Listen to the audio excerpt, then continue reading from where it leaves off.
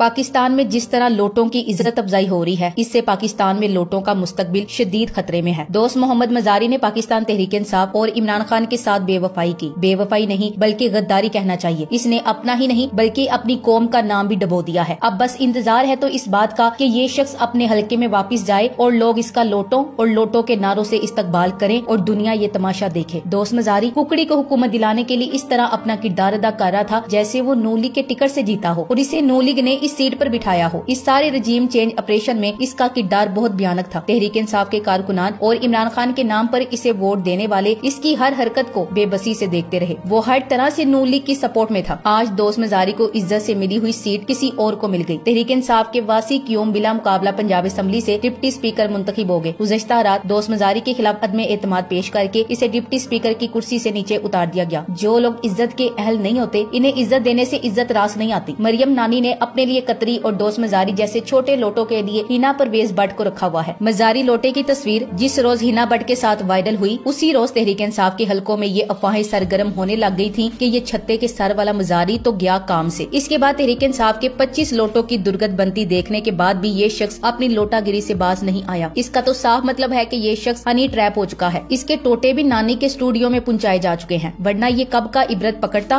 और अपनी हरकतों से बाज आ जाता। इमरान खान ने इस शख्स पर भरोसा किया, इसे नौजवान समझकर इतने बड़े ओहदे से नवाजा, मगर इसने खान का भरोसा तोड़ दिया। शहबाज गिल ने ट्वीट करते हुए कहा कि दोस्त मजारी पर अदम एतमाद कामयाब। पार्टी ने इज्जत दी लेकिन इसने दिखाया कि ये बकाऊ माल है। अब अवाम कभी इसे मुंह नहीं लगाएगी। जिस जिस लोटे ने खान के एतमाद को नुकसान पहुंचाया है, इसका सियासी करियर खत्म हो गया है। अपने अपने हल्के में इन लोगों की पहचान लोटा बन गई है। इन लोगों ने इज्जत भी गवाई, सीट से भी हाथ धोए और मुस्तकबिल भी अंधेर कर लिया। दोस्त मजारी जैसे लोगों के लिए ये मिसाल सादिक आती है, धोबी का कुत्ता घर का न गार्ड का। कुछ लोगों को हम दिल में जगह देते हैं लेकिन वो साबित कर देते हैं कि वो जूते की नोक पे भी रखने के काबिल नहीं थे, और दोस्त मजारी इनमें से एक है। तारीख गवाह है कि जब भी किसी फर्द, अफराद का ग्रोह या कौम ने अपने जाती मफादात, लालच या डर खौफ की वजह से हक को सच का साथ नहीं दिया, वो तबाह बर्बाद हुए। अल्हम्दुलिल्लाह पाकिस्तानी कौम ने खान का साथ दिया और सारे लोटों को बारी बारी इनकी जगह पर पहुंचा दिया। कुत्ते को खीर और दोस्त मजारी को इज्जत रास नहीं आई, इसलिए बुलंद मर्तबे से नीचे गिर गया। इमरान खान कहता है कि ला इलाहा इल्लल्लाह इंसान को आजाद कर देता है। इमरान खान ने ये शऊर देकर कौम को आजाद कर दिया है। अब सारी कौम खौफ से आजाद हो चुकी है। ये कौम वोट का हक मांग रही है, इसे इम्पोर्टेड से जान छुड़ानी है। इमरान खान के दौरे हुकूमत में महंगाई 16.53% थी और अब महंगाई 40% तक पहुंच चुकी है। इसका जिम्मेदार कौन है? कौन इस कौम का नुकसान पूरा करेगा? कौम कैसे इन लोगों को माफ कर सकती है? जब कौम माफ नहीं कर रही तो खान साहब कैसे माफ करेंगे? जबकि इन चोरों को खान से बस एक चीज चाहिए और वो है अपनी करप्शन पर माफी, मगर खान इन्हें माफ करने के लिए तैयार नहीं है। फिर भी अगर ये लोग पाकिस्तानी कौम का लूटा हुआ माल वापिस ले आए तो इनके बारे में सोचा जा सकता है। ये ठग मर जाएंगे मगर लूटा हुआ माल वापिस नहीं करेंगे। वैसे भी इनकी नस्लें इस माल पर अपना तसल्लुत कायम कर चुकी हैं और बाहर के मुल्कों में बैठकर अय्याशी की जिंदगी गुजार रही हैं और ये अपनी गंदी सियासत की दुकान यहाँ बैठकर चमका रहे हैं। शर्म से डूब मरने का मकाम है कि इंडिया का 1 रुपया पाकिस्तान के 3 रुपयों के बराबर हो गया है और बांग्लादेश का 1 रुपया पाकिस्तान के 2.5 रुपए के बराबर हो चुका है। इस इम्पोर्टेड सरकार पर पहले ही कोई एतबार करने को तैयार नहीं है। इस पर आर्मी चीफ भी अमेरिका से कह रहे हैं कि अपने इदारे से हमें कर्जा दिलवाए। इस सूरत हाल पर इन्ना लिल्लाहि व इन्ना अलैहि राजिऊन ही पढ़ा जा सकता है। कौमी वकार तेल लेने चला गया, नौबत यहाँ तक पहुँच चुकी है, मगर वतन के दलाल अभी तक कुर्सी को बचाने की फिक्र में मुब्तला है। शहबाज शरीफ और 13 जमाती हुकूमत फेल हो चुकी है मगर घर जाने को तैयार नहीं। पाकिस्तानी कौम हाथ जोड़ी है, जाओ बाबा घर जाओ, जान छोड़ो हमारी। तुम्हारा 40 साल हुकूमत का तजुर्बा तबाह कर गया कौम को। कुर्सी है तुम्हारे बाप का जनाजा तो नहीं। कुछ कर नहीं सकते तो उतर क्यों नहीं जाते? रही सही कसर रूस के वजीर खारजा ने बिलावल से ना मिलकर पूरी कर दी है। रूसी वजीर खारजा ने सोचा होगा कि इस बच्ची नुमा बच्चे से मिलकर क्या बात करे, ना तो इसके पास कोई अथॉरिटी है और ना ही ये कोई फायदा दे सकता है। निरी वक्त की ख्वारी है, हासिल वसूल तो कुछ होना नहीं। वैसे भी रूसी वजीर खारजा अमेरिका के मुतय्यन करदा पाकिस्तानी वजीर खारजा से क्यों मिलेगा? जब अवामी हिमायत के बगैर इक्तदार में आओगे तो ऐसे ही जलील होगे। दुनिया जान गई है कि इनको अवामी हिमायत हासिल नहीं है। इस इम्पोर्टेड हुकूमत को हर जानिब से हर्जा सराई का सामना है, मगर इसे किसी तौर शर्म नहीं आ रही कि पाकिस्तान और पाकिस्तानियों की जान छोड़ दे। अमरीकी गुलामी में ये इम्पोर्टेड हुकूमत इस कदर अंधी और खुदगर्ज हो चुकी है कि पाकिस्तान की साख भी दाव पर लगा दी है। अमेरिका और IMF की मिन्नतें तरले करने के बजाय सिर्फ 2 खानदानों नवाज शरीफ और जरदारी खानदान को सऊदी फार्मूले के तहत सिर्फ एक हफ्ता उल्टा लटका दिया जाए तो पाकिस्तानी कौम का सारा लूटा पैसा निकल आएगा। इनके पास लूटा हुआ इतना पैसा है जिससे पाकिस्तान के सारे कर्जे भी उतर जाएंगे और महंगाई भी खत्म हो जाएगी। फाइनेंशियल टाइम्स की स्टोरी गौर से पढ़े बगैर हमारे बहुत से सियासी तजिया निगार उछल कूद रहे हैं। इस स्टोरी में आरिफ नकवी ने ये माना है कि इन्होंने बतौर पाकिस्तानी तहरीक इंसाफ के लिए तकरीबन $2 मिलियन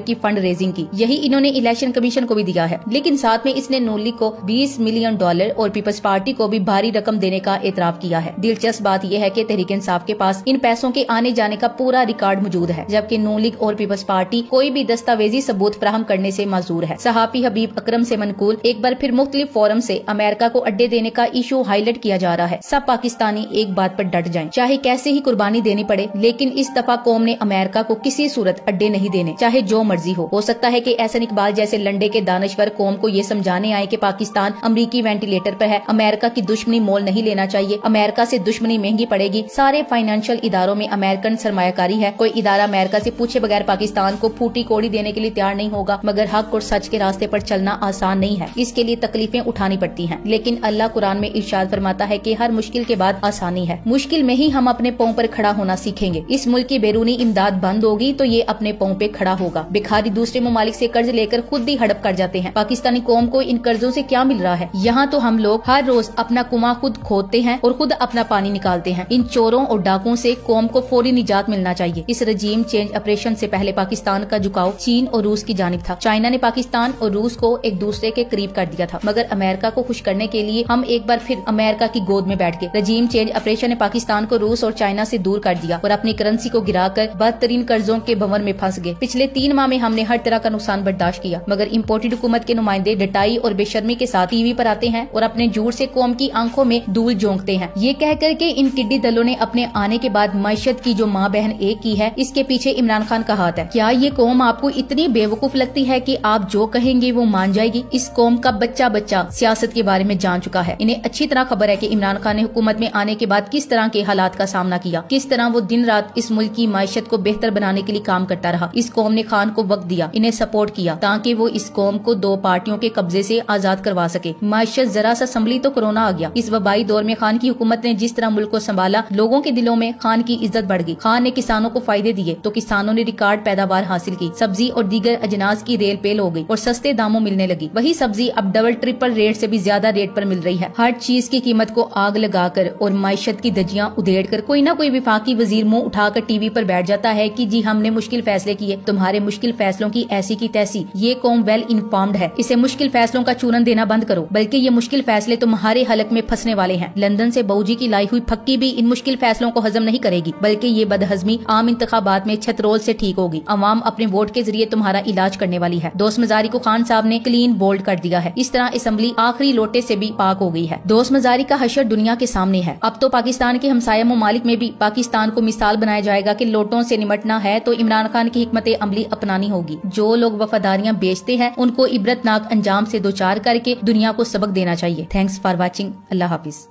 वीडियो की डिस्क्रिप्शन चलती रहेगी। खुशहाली टीवी को सब्सक्राइब करें, बेल आइकन को प्रेस करें और लाइक शेयर कमेंट लाजमी